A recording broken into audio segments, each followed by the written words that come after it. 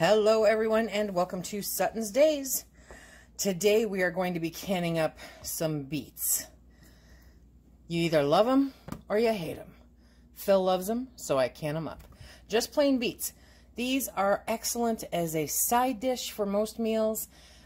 Chopped up on a Greek salad, chopped up on any salad. Beets are the bomb, right? So my shroom dealer hooked me up with some beets. And I need to get them into jars. So first, we're going to get them cleaned up. I'll have the whole process spelled out for you in the link below. But first, it's time to wash the beets. Okay, so first what we're going to do is we're going to wash the beets. In the meantime, I have set up my big stock pot on the stove. Okay, put that.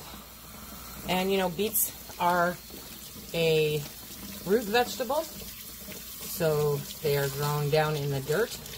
Very important, when you cut off the tops, do not cut into the beet, okay? And you can save the beet greens. Now, he didn't give them to me with the greens, but this is how you want them to go in your stock pot of boiling hot water.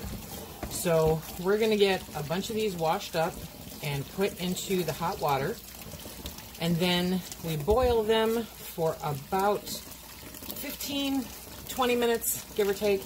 Basically, long enough to where the skin peels off easily, okay? Because that's going to be the hardest part about this. But if you boil them just right, you'll actually be able to peel them off with your fingers. And then, if you're like me, you can go to work the next day with pink fingers. Because, no, I'm not going to put gloves on. I would like to feel what I'm doing. A little bit tactile there. So, we're going to get a bunch of these washed up. See, and they don't bleed when they're like this. If you cut into the beet, they will bleed. So you'll end up with more of the beet juice running around. Okay, so they have been in here now for about 20 minutes. So I'm going to turn it off. But just so you know, if you have a root that sticks over, yeah, it acts like a wick. Makes a mess. Let's get this going. Okay, while these are still hot, while the water is still hot, pull them right off the stove. And then pour them into a strainer. You don't want them to cool off, okay? Oops. Might be good to have a couple towels around also.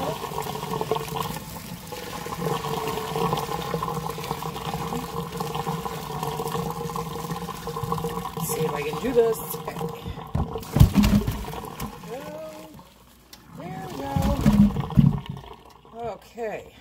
Ooh, These are hot. Okay. So now I am going to clean up my mess. And then I'm going to rinse out this pot and put boiling water in there because we're going to need that to go into the jars. Okay, so you're going to get yourself a good knife, okay? And I tend to run the cold water because these are still very hot. But you just slice that top off, slice that tail off, drag that knife across, and the skin comes right off. And they're hot. So this tends to make it a little bit easier to handle. You could let them cool off a few more minutes. You just don't want them to be cold when you're doing this, okay? Because it just makes it more difficult. And if you're going into hot jars, then that makes it a little more of a task also, okay? Now, did you guys see any of that? I'll do another one. Okay, so I got a big boy here, okay? So we're going to cut off the tail, cut off the top, and then just look, I mean, that just peels right off. Super simple. Super simple. And I'm sure the ones that were on the bottom are going to be a little easier to peel than the ones that were on the top because they heated up first. But, you know, these are doing great. Yes, I'm very happy with this. Probably a potato peeler. I mean, you know, I'm sure, leave your comments in the comment section. Let me know what you use to peel your beets if you do. But if you don't, I'm sure a potato peeler would work. I have always just found that a knife, if you're careful with it, is pretty expeditious for this task. Okay, there we go. Okay, now I'm going to bring you over and show you how I slice them up. Okay, we have our jars over there. We have our beets here. So now, depending on the beet, okay, I will either quarter them, you know, for the smaller ones, and just drop them right into the jar. And remember, I've got the stock pot cleaned out and filled back up with hot water so that I can top off these jars. I mean, look at how beautiful that is. Just, I love the color of beets. I wish I liked the taste of them. Okay, and so now we're going to fill the jars. Phil asked me, I said, do you prefer them cubed? Do you prefer them sliced? He goes, whatever's easier for you. I said, well, I think it's the same, but now that I'm doing it, it might be easier to cube. But if you like those pretty red beets like that, then that's the way to do it. Ouch. Okay. You're just going to stack them in there. See, these are too big. Okay. You're just going to stack them in the jar like that, and you're going to keep going until you are done with the beets and all your jars are filled. Now, not to worry with these tops and tails. We will turn them into bacon, and they are so good. And the pigs really like them. That is probably one of my favorite parts about having the pigs, is that nothing goes to waste. Nothing. Now, another fun part, even though, you know, maybe a little wasteful, having the water running like this not only helps keep your hands cool, but it helps keep them from being pink so much at the end of this process. Beets are a labor of love, you guys. And because I love Phil, I'm canning beets. Look at that. That's like a monster apple.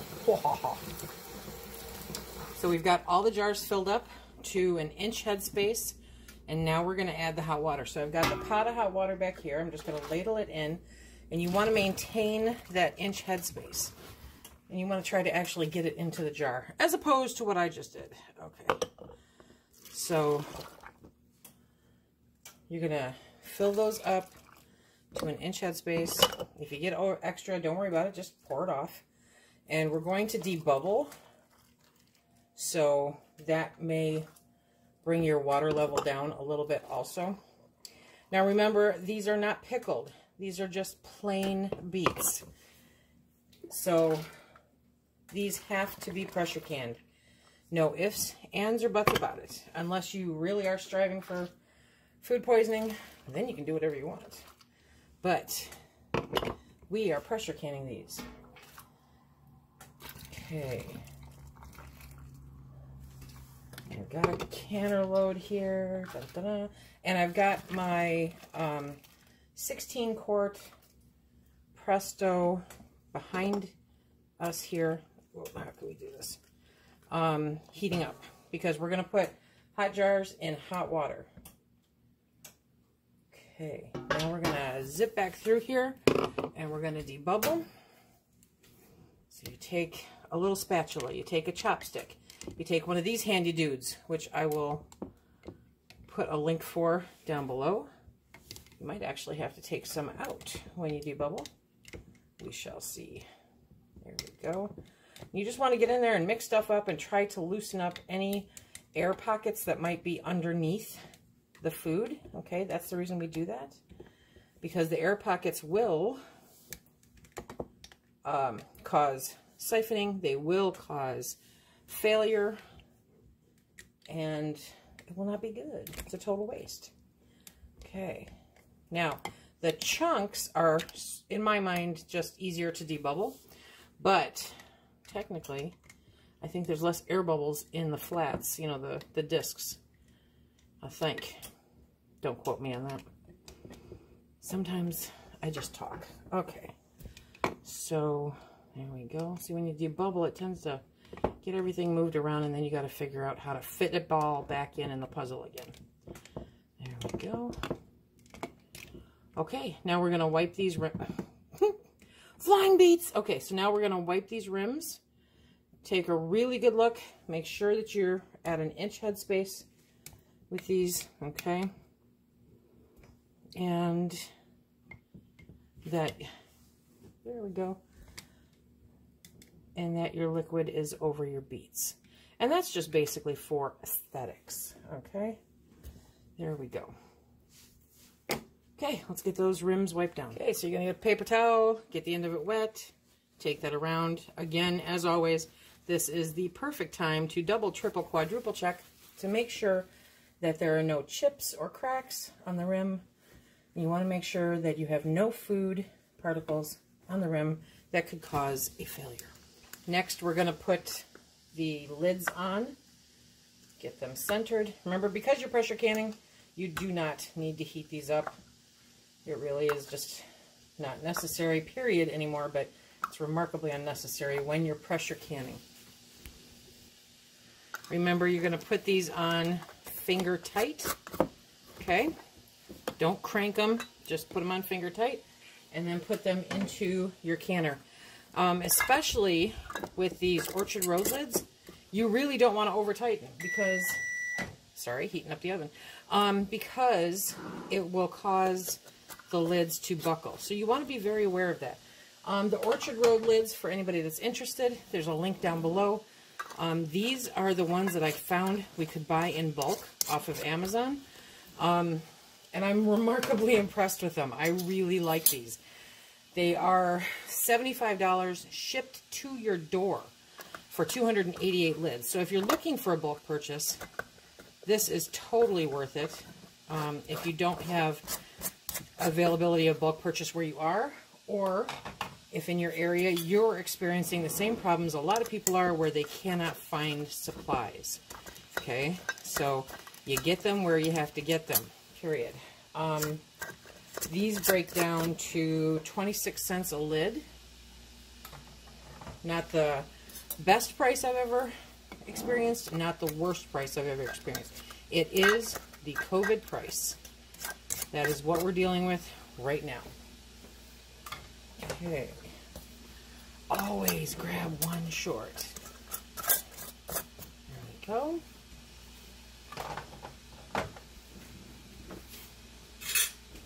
Now we do that last one. We get her in the canner. And let me bring you over. So you see that the water's up pretty close to the top. That's not a big deal. I put in 3 quarts of water, and when I put all the jars in, it rises. You really don't want them to go over the top, okay? But it's not a big deal to get it up that full. That is how much water you need in there to safely can. So now we are going to put the lid on, let it vent a steady stream of steam for 10 minutes.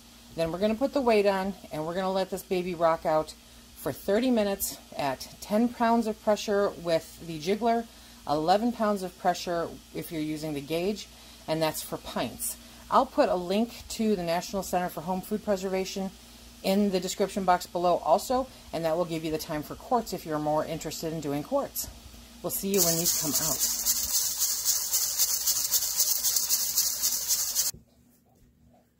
So we were in this for 30 minutes. I turned off the heat. It depressurized. Once it depressurized, we let it sit for another 5 minutes, okay? Now we're going to take the lid off. Always open it away from you. You don't want that steam coming up at you. That is not fun. Okay, and next, we start pulling out the jars. Look at that. Look at that. Oh, don't you just love the color? I love the color. It is gorgeous. So these are going to be tasty and delicious. Now, I did not put salt or anything in there because we don't add a lot of salt to anything. But you can add a little bit of salt if you want. It does nothing for the preservation of the beets at all, okay? So it's not necessary. I always feel that it's better to season and salt after you open the jar than when you're putting it in the canner. So those are our beautiful beets. They look kind of pale, don't they? I've never had them come out quite that pale before, but I believe they will darken up once they cool off and come back down to room temperature and seal up. Looks like we kept the headspace. I'm very happy about this. So these are our canned beets. Really, really good for a whole bunch of good stuff. Like I said before, you can dice them up and put them on salads. You can make them a side dish for a whole bunch of different meals.